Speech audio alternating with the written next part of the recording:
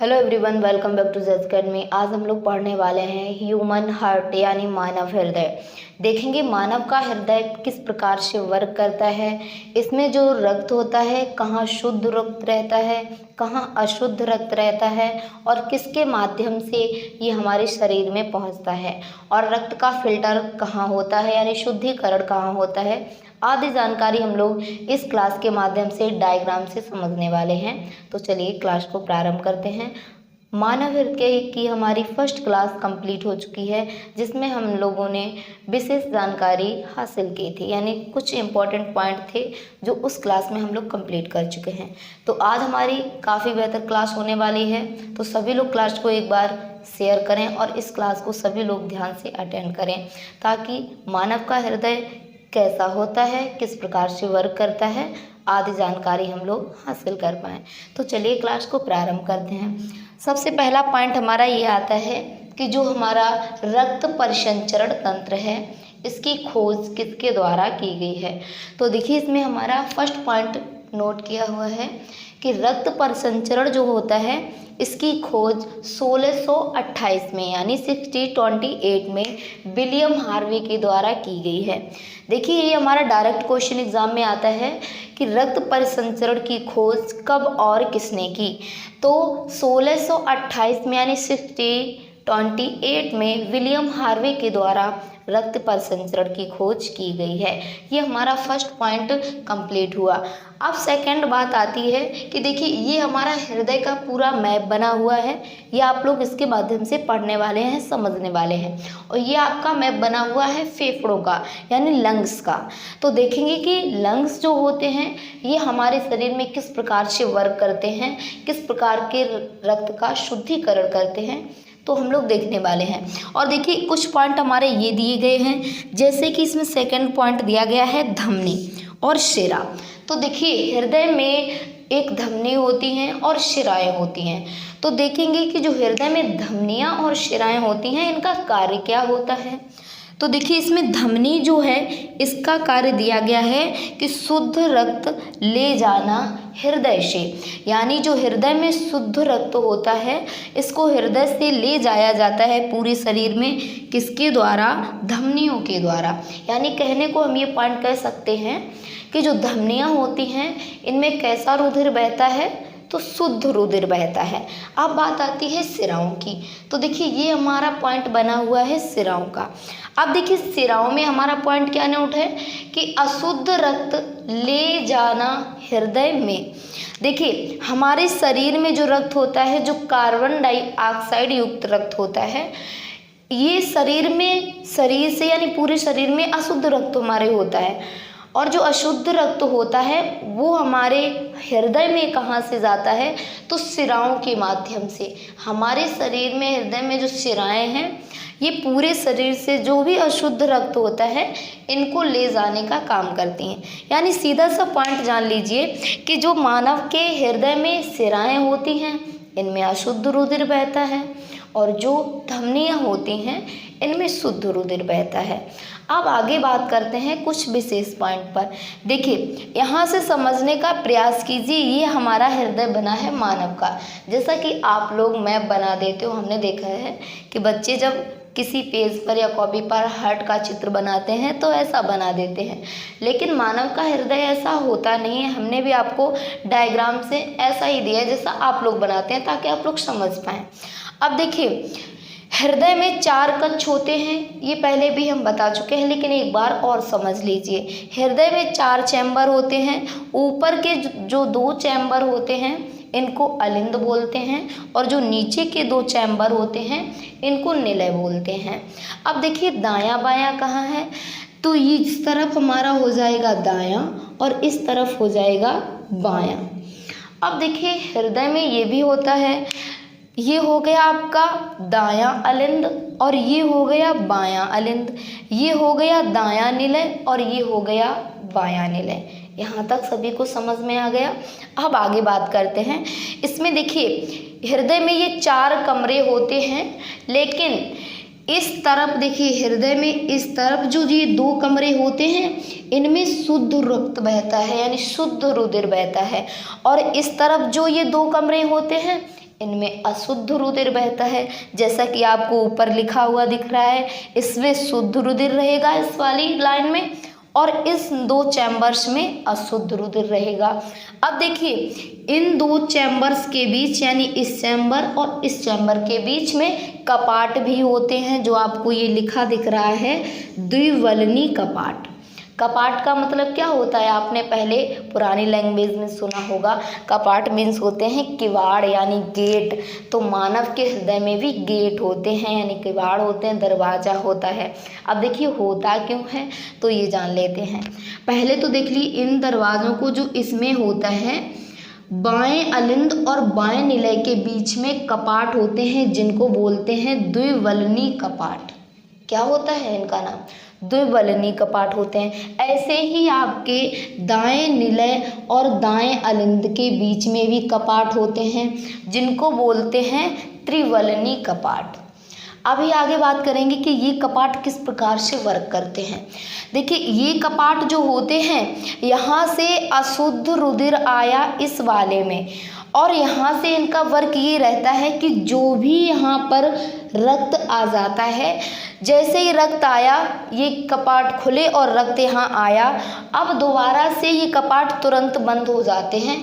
ये इतना वर्क करते हैं कि इस चैम्बर से इस चैम्बर में रुधिर आता है। ठीक है, और क्यों आता है अभी हम आगे देखेंगे हम लोग।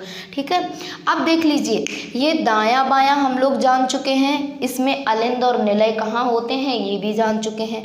अब आपको यहाँ पर ये लंग्स दिख रहे होंगे, है ना, यानी फेफड़े दिख रहे होंगे।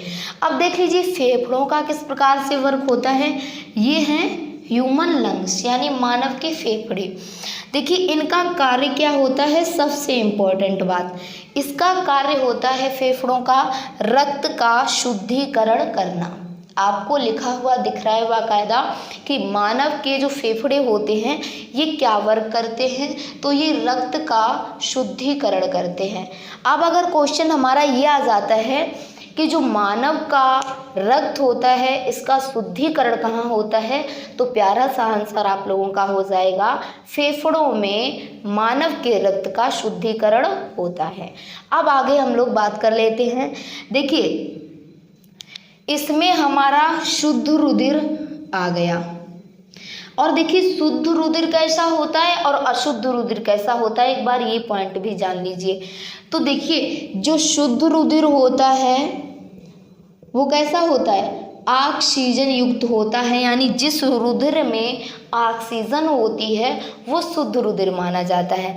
और देखिए अशुद्ध कौन सा होता है, अशुद्ध रुधिर वह होता है जिसमें कार्बन डाइऑक्साइड होती है, यानी CO2 होती है। मानव के शरीर में 2 गैसें पाई जाती हैं, कौन कौन सी, पहली आपकी ऑक्सीजन, दूसरी कार्बन डाइऑक्साइड।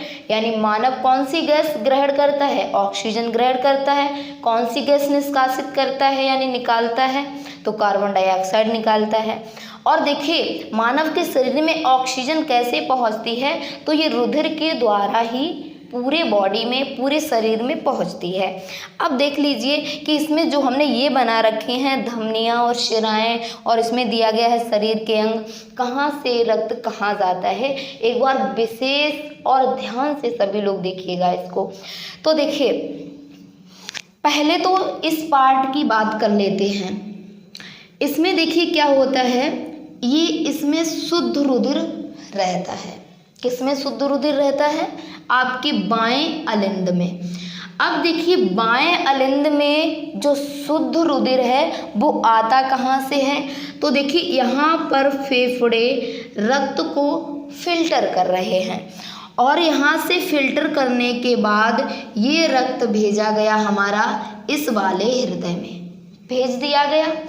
यहाँ फिल्टर हुआ रक्त, ध्यान दीजिएगा, यहाँ रक्त का फिल्टर हुआ, और यहाँ इसके माध्यम से यहाँ पर लिखा है कि इसमें कैसा रक्त बह रहा है, शुद्ध रक्त, यानी ऑक्सीजन युक्त रक्त इसमें बह रहा है। अब इसको बोलते क्या हैं, तो पल्मोनरी सिरा बोलते हैं। क्या बोलते हैं, पल्मोनरी सिरा। ये जुड़ा होता है हमारे फेफड़े से और बाएं अलिंद में जुड़ा होता है। अब देखिए रक्त का फिल्टर यहाँ पर हुआ फेफड़ों में, और फिल्टर करने के बाद रक्त भेज दिया गया पल्मोनरी सिरा के माध्यम से बाएं अलिंद में। अब हमारा शुद्ध रक्त इसमें आ चुका है, और जैसे ही इसमें शुद्ध रक्त आया तो इस वाले कक्ष में भेज देता है शुद्ध रक्त। जैसे ही शुद्ध रक्त आया तो ये कपाट यानी द्विवलनी कपाट खुलेंगे, और ये कपाट खुलने के बाद रक्त हमारा बाएं निलय में आ जाता है। बाएं निलय में आने के बाद क्या होता है, आपको ये यहाँ पर धमनी दिख रही है। क्या दिख रही है? ये धमनी। और इस धमनी के माध्यम से हमारे शरीर के अंगों में पहुंचता है रक्त। ठीक है, कहाँ पहुंच गया? इस धमनी के माध्यम से ये रक्त हमारा पहुंच गया शरीर के सभी अंगों में। आप सभी को याद हुआ कि रक्त का फिल्टर हुआ पहले हमारे फेफड़ों में। फेफड़ों में रक्त का फिल्टर होने के बाद ये पल्मोनरी शिरा के माध्यम से किस में गया? हृदय में गया। हृदय में जाने के बाद ये बाएं अलिंद में सबसे पहले जाता है। बाएं अलिंद में जाने के बाद जैसे ही इस कक्ष में आता है, इस चैम्बर में रक्त आता है, वैसे ही द्विवलनी कपाट खुलते हैं और रक्त हमारा आ जाता है बाएं निलय में। अब बाएं निलय में रक्त आने के बाद इन धमनियों के माध्यम से कहाँ भेज दिया जाता है? पूरे शरीर के अंगों में सप्लाई कर दिया जाता है ऑक्सीजन के साथ। ऑक्सीजन कहाँ मिलती है? आपको फेफड़ों से ऑक्सीजन यहीं फिल्टर होता है रक्त, और यहीं पर ऑक्सीजन मिल जाती है। ऑक्सीजन मिलने के बाद हमारा रक्त शुद्ध हो जाता है।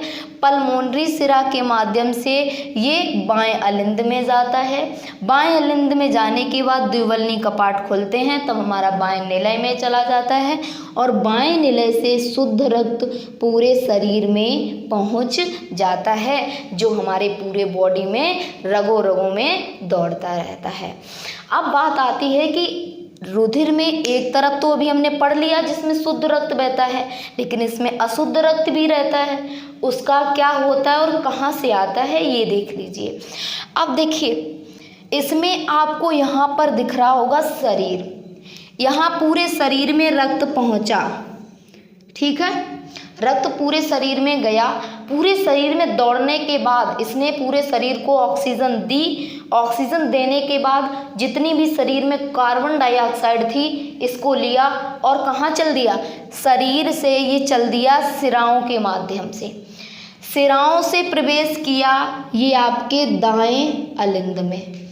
अब रुधिर पहुँच गया आपके दाएं अलिंद में। यहाँ पर आपको लिखा दिख रहा है ऊपर अशुद्ध रक्त। इन दोनों चैम्बर्स में कैसा रक्त रहता है?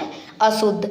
शरीर में आपके अशुद्ध रक्त जो होगा सिराओं के माध्यम से आपके दाएं अलिंद में आएगा सबसे पहले।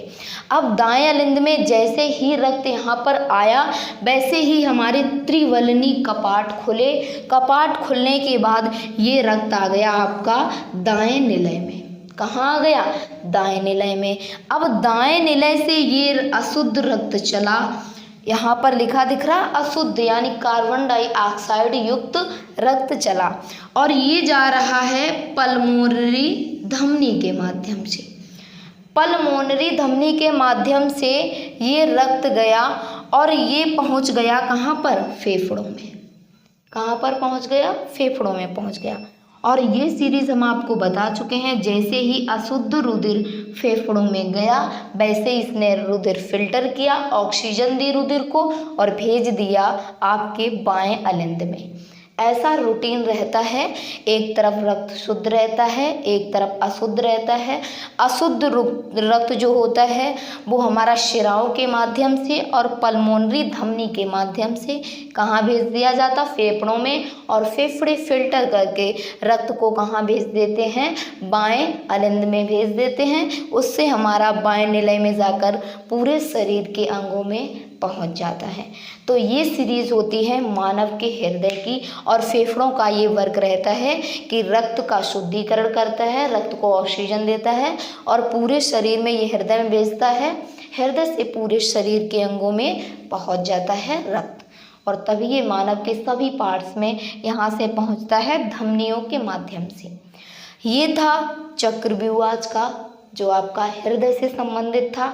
उम्मीद करते हैं कि सभी को क्लास समझ में आ गई होगी कि शुद्ध रक्त कहाँ रहता है, अशुद्ध कहाँ रहता है और कहाँ से कहाँ जाता है। एक दो पॉइंट इसमें और ख़ास इम्पोर्टेंट हैं, जैसे कि धमनियाँ क्या होती हैं, शिराएँ क्या होती हैं। तो शुद्ध रक्त ले जाना हृदय से, यानी हृदय से जो शुद्ध रक्त ले जाया जाता है किसके माध्यम से, धमनी के माध्यम से। हृदय में अशुद्ध रक्त ले जाया जाता है वो शिराओं के माध्यम से ले जाया जाता है।